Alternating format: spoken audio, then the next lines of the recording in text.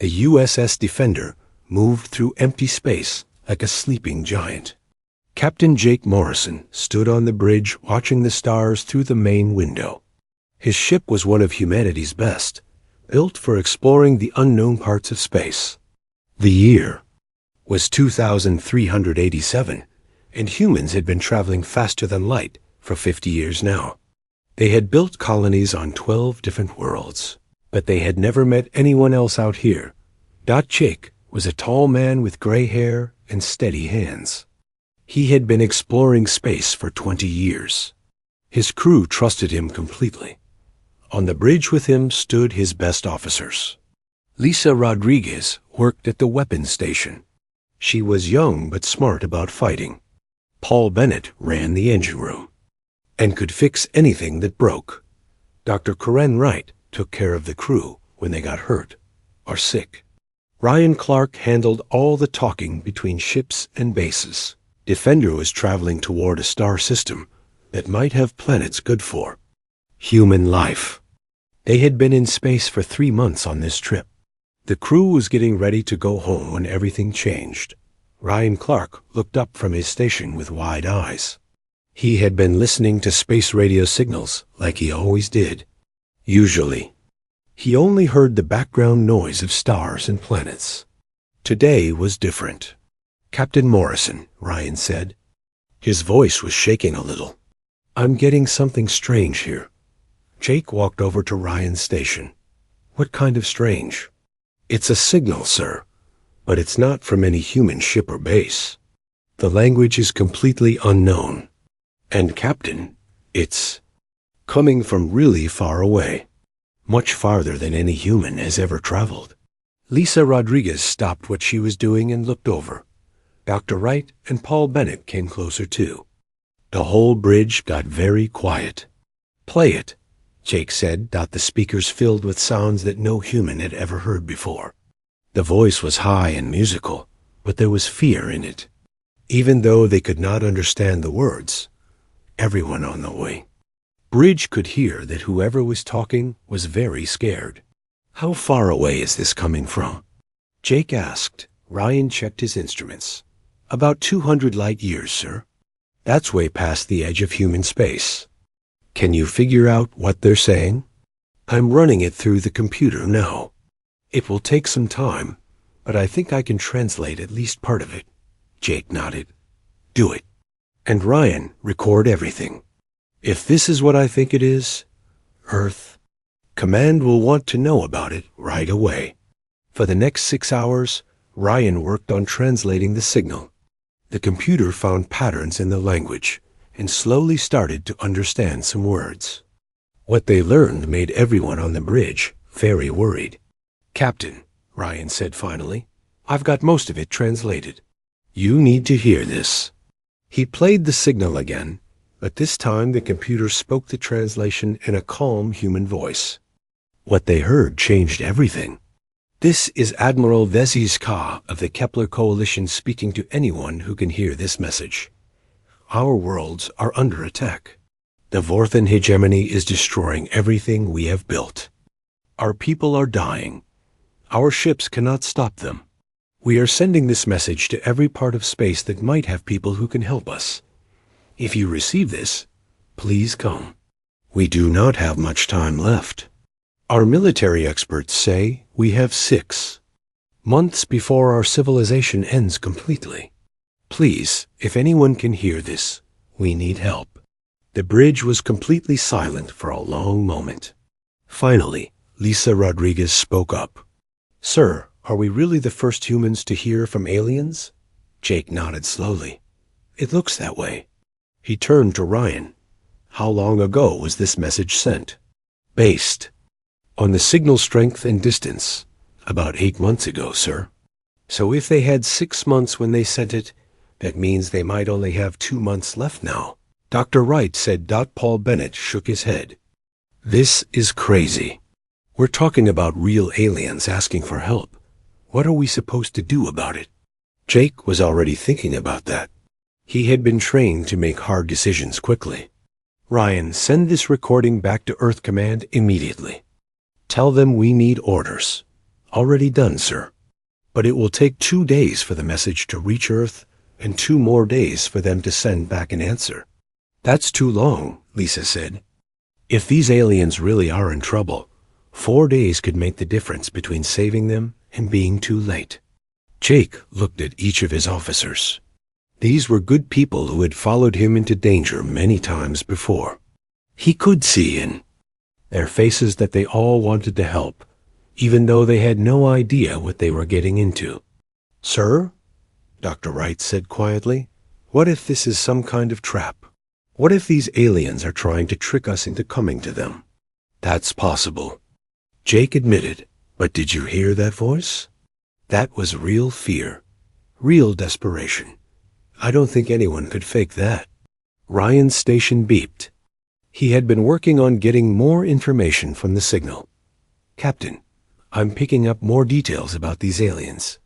The Kepler coalition seems to be made up of 7 different species. They're all working together against something called the Vorthan hegemony. What else can you tell us about them? Not much yet, sir. But I'm getting the feeling that these coalition people are not fighters. The way they talk about war is like they've never really had to fight for anything before. Lisa Rodriguez was studying her tactical displays. Captain, I've been thinking about this. If we go to help these aliens, we'll be going into a war zone. We don't know how strong either side is. We don't know what their weapons can do. We could be flying into something we can't handle. Or, Paul Bennett added, we could be exactly what these coalition people need. Human ships are tough. Human crews are tougher. Maybe we're the help they're looking for. Jake made his decision. He had been an explorer all his life, but before that he had been a soldier. He knew what it was like to need help and not get it. He also knew what it was like to be the help that someone else needed. Set course for the source of that signal, he ordered. Best possible speed. Ryan looked surprised. Sir, what about orders from Earth Command? We'll pick up their response on the way. But I'm not going to let an entire civilization die while we wait for paperwork. Jake turned to face his crew. I know this is dangerous. I know we're going into the unknown. But someone out there is asking for help, and we're the only ones close enough to give it. That's what humans do. We help. 2 hours later, the USS Defender was joined by 2 other human ships that had been exploring nearby. The small fleet of 3 ships and 1,200 human crew members began the journey toward Kepler Coalition space. None of them knew that their decision to answer the distress call would change the galaxy forever. As they entered faster-than-light travel, Jake Morrison stood on his bridge and wondered what they would find when they arrived. He had no way of knowing that in coalition space, military analysts were already detecting human ships on long-range sensors. He could not know that those same analysts were looking at their readings in terror, because according to their records, the ships approaching them came from a star system that was marked with the highest danger warning in their database. Humans were coming to help, but the galaxy was not ready for what help from a Deathworld species would look like. The USS Defender and her 2 escort ships dropped out of faster-than-light travel at the edge of Kepler Coalition space. Captain Jake Morrison expected to find a civilization ready for war. What he saw instead made him question everything he thought he knew about intelligent life. The first coalition ship that approached them was beautiful. It looked like a giant crystal flower floating in space. The hull was completely transparent, and Jake could see aliens moving around inside. There was no armor, no visible weapons, and no shields that his sensors could detect. Captain, Lisa Rodriguez said from her weapons station, I'm scanning their ship. The hull is only 2 inches thick. It's made of some kind of crystal material. A single shot from our smallest gun would cut it in half. That can't be right. Jake said, scan it again. Lisa ran the scan 3 more times. Each time she got the same result. Sir, I'm also detecting 7 life forms on board. But Captain, they're not wearing any kind of protection. No spacesuits, no armor, nothing. If their ship lost air, they would all die in seconds. Ryan Clark was trying to communicate with the alien ship. A voice came through the speakers, speaking perfect English. "Human vessel, this is Captain Velra of the coalition ship Harmony's Dream. We welcome you to our space. Admiral Thizes Ka is waiting to meet with you on our homeworld. Please follow us." The crystal ship began moving toward a nearby planet. Jake ordered his ships to follow, but he told his crew to stay alert. Something felt wrong about all of this as they got closer to the planet. Jake saw more coalition ships. All of them were just as fragile-looking as the first one. Some were made of what looked like living wood. Others seemed to be made of pure energy held together by force fields. None of them had any weapons that human sensors could identify. "This doesn't make sense," Paul Bennett said over the ship's communication system from the engine room. "How do these people fight a war without any weapons?" Dr. Karen Wright was studying the medical scans of the aliens they had seen. "Captain, you need to look at these readings. These aliens are completely different from humans. Their bones are hollow like bird bones, but much more fragile. Their muscles are weak. They have almost no immune system. A common human cold could probably kill them." The human ships landed at a spaceport on the planet's surface. Jake decided to take a small team to meet with the coalition leaders. He brought Lisa Rodriguez, Dr. Wright, and Ryan Clark with him. They put on their standard spacesuits and carried basic weapons, just in case. The aliens who met them at the landing pad were unlike anything humans had ever imagined. Admiral Thizes was one of the crystal people. She stood 7 feet tall, but looked like she weighed less than a human child. Her body was made of clear crystal that sparkled in the sunlight. When she spoke, her voice sounded like music. "Welcome, humans," she said. "We are so grateful that you came. We had almost given up hope." Jake removed his helmet and breathed the planet's air. It was clean and sweet, with no pollution or dangerous chemicals. "Admiral Thizes Ka, we received your distress signal. We're here to help however we can." The Admiral led them to a meeting room in a building that looked like it was grown, then built. The walls were made of living trees, whose branches formed a natural roof. Other coalition species were waiting for them. There was Commander Aqua 9, who looked like a dolphin made of living water. Captain Leafsinger appeared to be a walking tree with flowers for a face. Director Energy Flow was a ball of pure light that somehow had thoughts and feelings. Wing Leader Buzz Harmony looked like a giant bee, but with rainbow-colored wings. Mind Speaker Thought Echo was tall and thin with large eyes that seemed to look right into Jake's soul. Captain Starbright was made of gas and starlight held together. In a roughly human shape, Dr. Wright quietly scanned each alien species with her medical equipment. What she found shocked her. "Captain," she whispered to Jake, "none of these species have any natural defenses. No claws, no teeth for fighting, no poison, no way to hurt anything. They're all plant eaters or energy feeders. I don't think any of them have ever killed anything in their entire evolutionary history."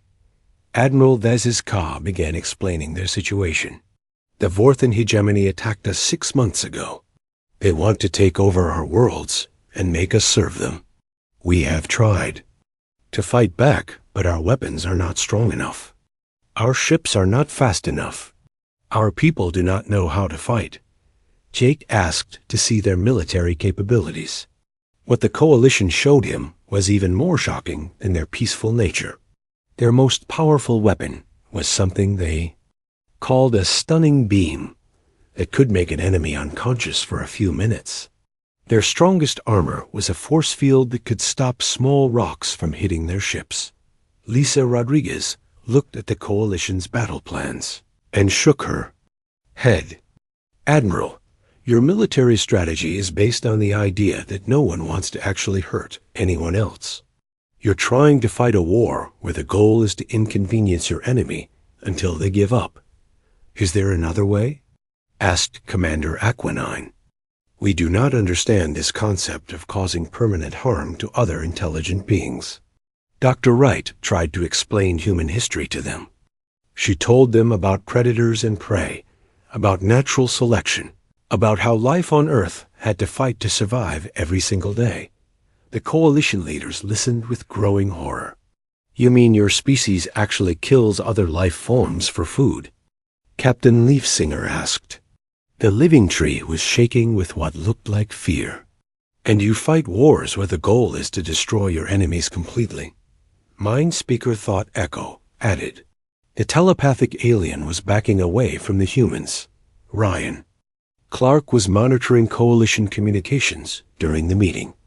He discovered something that explained a lot. Captain, I'm picking up their internal communications. They're calling us Deathworld survivors and apex predators. According to their records, Earth is classified as a Class 12 Deathworld. That's the highest danger rating in their database. Jake was starting to understand. You mean they knew? We were dangerous before we got here? More than that, sir. They've been avoiding contact with humanity for decades. Our entire solar system is marked as a no-travel zone in their star charts. They're absolutely terrified of us. Before anyone could respond to this revelation, alarms started going off throughout the coalition base. A Vorthan attack fleet had just arrived in the system. Admiral Vyseska looked panicked. They found us. 12 of our best ships are moving to intercept them, but ... double quotes. She didn't finish the sentence. Everyone knew the coalition ships would not last long. Jake and his team watched the battle on the coalition's viewing screens. What they saw made them understand just how unprepared the galaxy was for real warfare. The single Vorthan destroyer that was attacking moved slowly and predictably. It used weapons that were designed to disable rather than destroy. It followed what appeared to be strict rules about how to conduct a space battle, even with all of these limitations. The Vorthan ship destroyed all 12 coalition vessels in less than 10 minutes. The coalition crews had time to escape in life pods, but their ships were completely wrecked. That was their idea of a military attack? Lisa Rodriguez asked in amazement. Paul Bennett was studying the tactical data from the battle. Captain, that Vorthan ship was fighting like it was in a training exercise. They could have destroyed those coalition ships in seconds, but instead they spent 10 minutes carefully disabling them one at a time. Admiral Vyseska was weeping crystal tears. Now you see why we need help. They are so much stronger than us. We cannot stop them. Jake looked at his officers. They were all thinking the same thing. The Vorthan hegemony might be the strongest military force this galaxy had ever seen. But by human standards, they were fighting with training weapons and following rules that would get them killed in any real war. Dr. Wright spoke quietly to Jake. Captain, I don't think either side in this conflict understands what warfare actually is. The coalition species are too peaceful to fight effectively. The Vorthan species are aggressive, but they still think war has rules and limits. They've never met a species that evolved on a death world, Jake realized. They don't know what real predators look like. The human team returned to their ships to plan their next move. They now understood that they had answered a distress call from a galaxy that had no idea what help from Earth would actually look like. The question was no longer whether they could help the coalition. The question was whether the galaxy was ready for what human help would do to everyone involved. Captain Jake Morrison called a meeting with all the human officers from the 3 ships. They gathered in the USS Defender's main conference room to plan their response to what they had learned about the Galactic War. What we've seen changes everything, Jake said as he looked around the table. The coalition species can't fight because they don't understand violence. The Vorthan hegemony thinks they're being aggressive, but they're still following rules that would get them killed. In any human war, Lieutenant Colonel Amy Davis, the head of Human Special Forces, spoke up. "Sir, my teams have been studying the battle recordings. The Vorthan ships move in predictable patterns. They announce their attacks before they make them. They give enemy ships time to surrender. They don't target life support systems or try to kill the enemy crews. It's like they're playing a game instead of fighting a war," Lisa Rodriguez added. "They have rules about what targets are acceptable, when you can attack, and how much damage you're allowed to cause." Dr. Karen Wright had been analyzing the medical data from both sides. "Captain, I think I understand why. None of these species evolved with predators. They never had to develop the ability to kill efficiently. Even the Vorthan hegemony, which is supposed to be the most aggressive species in the galaxy, has never learned what real warfare looks like." Paul Bennett pulled up technical drawings of alien ships on the conference room screen. "Their technology is advanced in some ways, but it's completely defenseless. No redundant systems, no armor worth mentioning, no weapons designed to actually destroy enemy ships. It's like they built everything assuming no one would ever really try to hurt them." Jake nodded. "So we need a new kind of strategy, something that uses our advantages as a Deathworld species." He turned to Amy Davis. "Colonel, I want you to take a small team into Vorthan space. Stay hidden and study how they really fight. Find their weaknesses." Amy smiled. It was not a pleasant smile. "Already planned for that, sir. My people are experts at moving through hostile territory without being detected. These aliens have never faced guerrilla warfare, stealth attacks, or sabotage. They won't even know we're there." Over the next 2 weeks, Amy's Special Forces teams slipped into Vorthan territory. They used small, fast ships that were designed to avoid detection. What they found confirmed everything the humans suspected. Vorthan military bases had no real security. Their ships followed scheduled patrol routes that never changed. Their communications were not encrypted because they had never imagined that anyone would try to intercept them. Their supply lines were completely unprotected because the concept of attacking civilian targets was unknown to them. Amy's team watched a Vorthan fleet attack a coalition outpost. The Vorthan commander actually sent a message to the coalition, forces warning them of the attack 24 hours in advance. He explained exactly where and when the attack would happen, and he offered to let civilian ships escape before the fighting started. "They're not trying to win," Amy reported back to Jake. "They're trying to prove they're stronger. It's like a dominance display between animals rather than actual warfare." Meanwhile, Paul Bennett was working with coalition scientists to understand their technology better. The coalition had impressive abilities in some areas. They could manipulate energy and matter in ways that amazed human engineers. But they had never thought to use these abilities as weapons.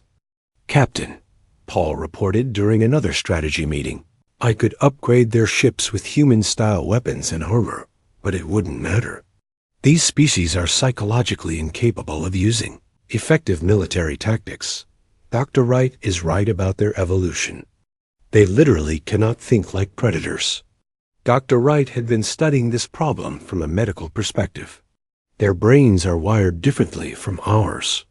When they see violence, they shut down mentally. It's an automatic response that kept them safe on their peaceful home worlds, but it makes them helpless in a real fight. Jake made a decision that would change galactic history. Then we don't try to make them into fighters. We do the fighting ourselves, but we do it our way. No rules, no warnings, no mercy for the enemy. He called this plan the Deathworld Doctrine. Human ships would use tactics that no other species had ever imagined.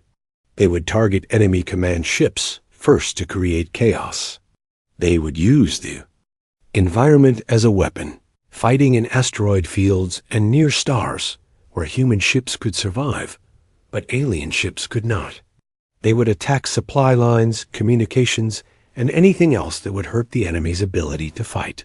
Most importantly, they would not follow galactic rules of warfare. No warnings, no chances to surrender, no protection for enemy civilians who supported the war effort. The first test of the Deathworld doctrine came when a Vorthan patrol fleet discovered the human ships near a Coalition mining station. The Vorthan commander sent the usual message demanding that the humans leave Coalition space. He gave them 24 hours to comply and warned them that resistance would result in their ships being disabled and their crews taken prisoner. Jake's response was simple. Attack. The battle lasted exactly 17 minutes. The human ships moved in ways that confused the Vorthan sensors. They used their superior speed and maneuverability to stay out of the alien weapons' firing arcs. They targeted the Vorthan command ship first, cutting off communication between enemy vessels. Then they did something that shocked both sides. Instead of trying to disable the Vorthan ships, the humans destroyed them completely. They targeted life support systems, engine cores, and crew areas. They used ramming attacks when their weapons were not enough. They showed no mercy and asked for no surrender. When it was over, 13 Vorthan ships had been turned into floating wreckage. The human fleet had not lost a single vessel. The recordings of this battle spread throughout both Coalition and Hegemony. Space faster than light. Travel. Coalition species watched in horror as the humans demonstrated what they called total warfare. Many Coalition leaders began to question whether they had made a mistake in asking for human help. The Vorthan reaction was different, but equally strong. Warlord Krex Vior, the leader of the Hegemony military, watched the battle recordings 3 times before he believed what he was seeing. These humans fight like demons, he told his advisors. They show no honor, no restraint, no mercy. They are everything our military code teaches us to avoid becoming. Vorthan intelligence analyst Zektar had been studying human history since the first battle. What he found terrified the entire Hegemony leadership. Warlord, the humans have been fighting this way for their entire existence. They call it natural selection. On their world, only the most efficient killers survived to reproduce. They have been perfecting the art of warfare for millions of years. The Hegemony military command made a decision that surprised everyone. They stopped attacking Coalition worlds and began moving their entire fleet toward human space. The war was no longer about conquering the Coalition. It was about stopping humanity before their Deathworld madness could spread to other species. Meanwhile, human forces continued to demonstrate advantages that no other species possessed. Human ships fought effectively in radiation storms that would kill alien crews in minutes. Human soldiers could operate in temperatures and atmospheric conditions that were lethal to other life forms. Human technology worked in environments where alien equipment failed completely. Ryan Clark intercepted Vorthan military communications and learned that they had created a new threat classification just for humanity. They called it Category Omega, and it was reserved for species that posed an existential threat to galactic civilization. Sir, Ryan reported to Jake, they're mobilizing everything they have. Over 50,000 ships are heading toward human space. But Captain, they're not coming to attack our colonies. They're coming to contain us. They think we're a disease that needs to be stopped before it spreads. Dr. Wright made a disturbing discovery while reviewing the psychological profiles of alien species. Captain, I don't think they're wrong to be afraid of us. We represent something that their evolution never prepared them to handle. To them, we're not just another species. We're proof that intelligent life can evolve to be perfectly adapted for killing other intelligent life. Jake looked at the star charts, showing the massive Vorthan fleet approaching human space. He realized that the galaxy's response to humanity was not hatred or anger. It was pure terror. The aliens had spent millions of years building a civilization, based on the idea that intelligent species would naturally cooperate and follow rules of conduct. Humanity proved that idea wrong. Humans had evolved on a world where cooperation and rules were luxuries that only the strongest could afford. They had become a species that treated warfare not as an unfortunate necessity, but as a natural extension of their survival instincts. "Colonel Davis," Jake said to Amy, "get your teams ready for the largest military operation in human history. We're about to fight the entire galaxy, and they're all afraid of what we might do if we win." The humans had answered a distress call seeking to help save a peaceful civilization. Instead, they had become the thing that the entire galaxy needed to be saved from. The question was no longer whether humanity could win this war. The question was what kind of galaxy would be left when it was over. 6 weeks after first contact, the largest fleet in galactic history approached the Nexus system. Warlord Krex VOR commanded over 50,000 Vorthan ships, all focused on a single goal: stop humanity before their Deathworld nature could destroy. Galactic Civilization. Captain Jake Morrison stood on the bridge of the USS Defender, now the flagship of humanity's response fleet. 847 human ships had arrived from Earth and the colonies. It was every military vessel humanity could spare, representing the combined fighting strength of a species that had survived ice ages, asteroid impacts, and countless wars. "Sir," Ryan Clark reported from his communication station, "Earth Command has given us full authorization to use any tactics necessary. They're calling it the Terran Protocol." Lisa Rodriguez was studying the enemy formation on her tactical displays. "Captain, they've arranged their ships in a perfect sphere around the system. It's a textbook encirclement formation, but they're leaving gaps big enough for our entire fleet to slip through." They're still following their rules, Jake realized. Even now, they're giving us a chance to retreat. Paul Bennett's voice came from the engine room. "Sir, our ships are ready for combat operations in the system's asteroid field and solar corona. Their ships can't survive in those environments, but ours can." Dr. Karen Wright was monitoring Coalition communications from their evacuation ships. "Captain, Admiral Thus Ka is asking if there's any way to avoid this battle. The Coalition species are terrified that the fighting will destroy their remaining worlds." Jake understood their fear. The Coalition had asked for help against an aggressive neighbor. Instead, they had started a war between two different kinds of predator species. The question was whether anything would be left of galactic civilization when it was over. Warlord Krex VOR sent a final message to the human fleet. "Creatures from the Deathworld, you have shown the galaxy what happens when evolution creates perfect killers. Your very existence threatens everything we have built. We take no pleasure in this, but you must be stopped before your madness spreads to other species." Jake's response was broadcast to every ship in both fleets. "We came here to help people who asked for our aid. You chose to make this a war. We didn't start this fight, but we will finish it." The battle began when Vorthan ships moved to surround the human fleet. But Jake had no intention of fighting a conventional space battle. He had studied human military history and knew that the greatest victories came from doing what the enemy never expected. "All ships implement Terran Protocol," Jake ordered. "Target their command vessels first. Use the environment as a weapon. No mercy, no prisoners, no rules."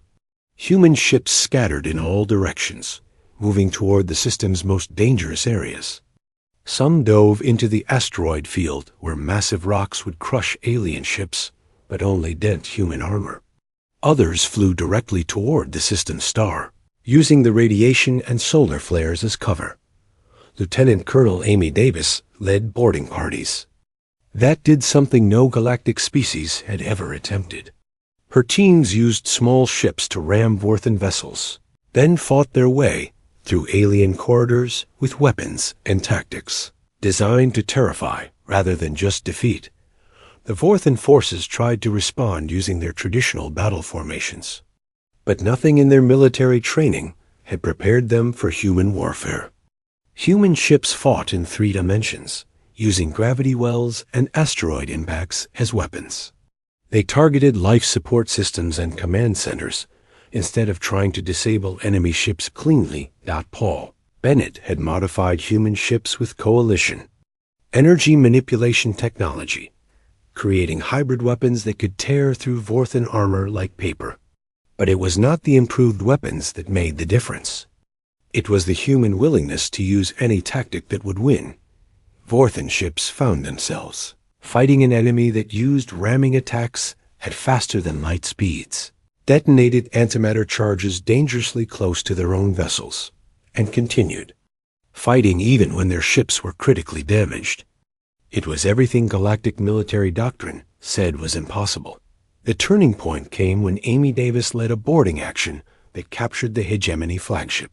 Her teams fought through Vorthan corridors like predators, unleashed in a building designed by prey. The sight of armed humans moving through alien spaces became the stuff of galactic nightmares.